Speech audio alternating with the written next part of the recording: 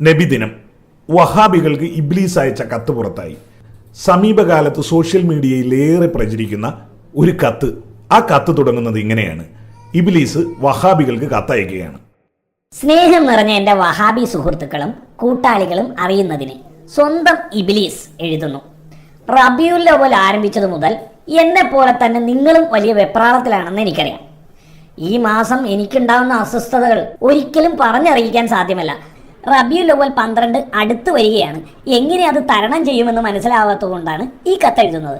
കാലങ്ങളോളമായി ഞാനും നിങ്ങളും പഠിച്ച പണി 18 വയറ്റിയിട്ടും മുസ്ലിം ലോകം കൂടുതൽ ഊർജ്ജസ്വലതയോടെ നബിദിനാഘോഷം നടത്തുന്നുവെന്നത് വളരെ നിരാശാജനകമാണ്. നിങ്ങളുടെ കൂട്ടാളികളായ മൗദൂദികൾക്കും ചാഞ്ചാട്ടം തുടങ്ങിയിട്ടുണ്ട്. അടുത്തിടെ അവരുടെ നബിദിന സമ്മേളനങ്ങളുടെ പോസ്റ്ററുകളും പ്രത്യക്ഷപ്പെടാൻ തുടങ്ങിയിരിക്കുന്നു എന്നത് വളരെ ആശങ്കാജനകമാണ്. വളരെ മനോവിഷമത്തോടെ എനിക്ക് നിങ്ങൾ ഒരു കാര്യം ഉണർത്താനുണ്ട്.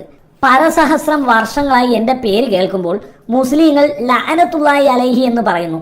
മറ്റുള്ളവർ പറയുന്നത് പോലെ നിങ്ങളും അങ്ങനെ പറയുന്നതിൽ എനിക്ക് വലിയ ദുഃഖമുണ്ട്. സുജൂദ് അള്ളാഹുവിന് മാത്രം എന്ന നല്ലൊരു മുദ്രാവാക്യം മുഴക്കിയനാണ് ഞാൻ ശപിക്കപ്പെട്ടവനായത് എന്നത് നിങ്ങൾക്കറിയാമല്ലോ. സഹായാഭ്യർത്ഥന അള്ളാഹുവിനോട് മാത്രം എന്ന നിങ്ങളുടെ പ്രമേയത്തെക്കാൾ നല്ലൊരു മുദ്രാവാക്യമായിരുന്നു അത് ഞാനന്ന് മുഴക്കിയിരുന്നത്.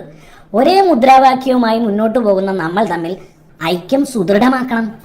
ആദം നബിക്ക് സുജൂദ് ചെയ്യാതിരുന്നത് ഒരു തെറ്റാണെന്ന് എനിക്ക് ഇപ്പോഴും തോന്നുന്നില്ല. അള്ളാഹു അല്ലാത്തവർക്ക് സുജൂദ് ചെയ്യൽ ശിർക്കാണെന്ന് നിങ്ങൾക്കറിയാമല്ലോ.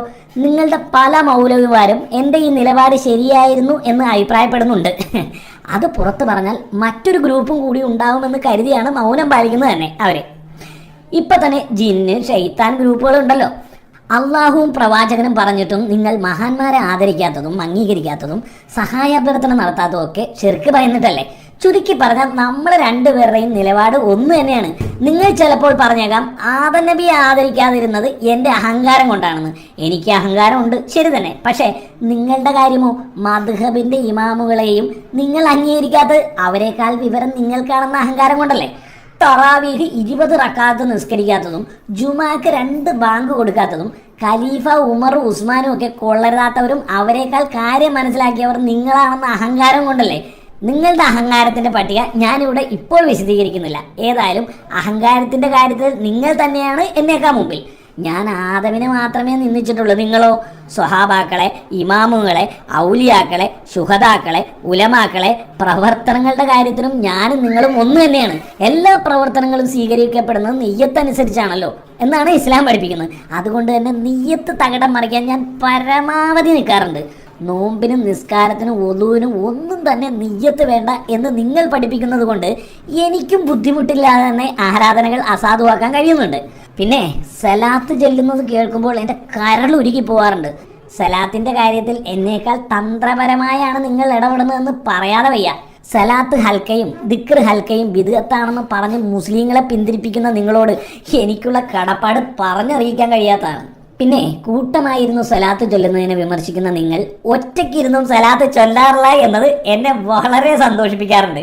അതുപോലെ വളരെ പ്രതിഫലമുള്ള റമളാന്റെ രാവുകളിൽ 11 റക്അത്തിനേക്കാൾ കൂടുതൽ നിസ്കരിച്ചാൽ നരകത്തിലായി പോകുമെന്ന് പറഞ്ഞ് മുസ്ലിങ്ങളെ പിന്തിരിപ്പിക്കുന്ന നിങ്ങളെ ഞാൻ എങ്ങനെയാണ് അഭിനന്ദിക്കേണ്ടത്? അൽ ഫാത്തിഹ എന്ന് കേൾക്കുമ്പോൾ എന്നേക്കാൾ വേഗത്തിൽ ഓടുന്നത് കാണുമ്പോൾ സത്യത്തിൽ ഞാൻ പൊട്ടിച്ചിരിക്കാറുണ്ട്. എൻ്റെ പേടി സ്വപ്നമായ ബദർ ദിനം, മിഹ്റാജ് രാവ്, ബ്രാത്ത് രാവ് തുടങ്ങിയ പുണ്യരാത്രങ്ങളിൽ ആരാധനയിൽ മുഴുകുന്ന മുസ്ലിങ്ങളെ കാണുമ്പോൾ എനിക്ക് കലി സഹിക്കാൻ പറ്റാറില്ല. എങ്കിലും ഈ ദിനങ്ങൾക്കൊന്നും പ്രാധാന്യമില്ലെന്ന് പറഞ്ഞ് സുന്നത്ത് നോമ്പുകളും ഇബാദത്തുകളും മുടക്കുന്ന നിങ്ങളോട് ഞാൻ എന്നും കടപ്പെട്ടവനായിരിക്കും. ഇത്രയും ഞാൻ എഴുതിയത് ഒരേ നിലപാടും ആശയവുമുള്ള നമ്മൾ ഐക്യപ്പെടണം എന്ന് പറയാൻ വേണ്ടിയാണ്.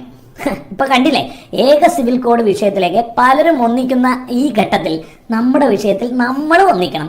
മൗദൂദികളെയും തബ്ലീഗുകാരെയും കൂടെ കൂട്ടി നമുക്കൊരു മുന്നണി ഉണ്ടാക്കുന്ന കാര്യം കൂടി ആലോചിക്കണം.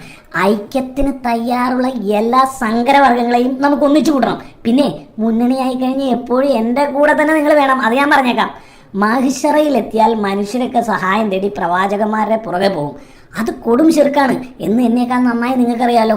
അപ്പോഴും മുന്നണിയിൽ നിങ്ങൾ ഉറച്ചു നിൽക്കണം. നിങ്ങളെ എത്തിക്കേണ്ടടുത്ത് എത്തിക്കുന്ന കാര്യം ഞാൻ ഏറ്റു.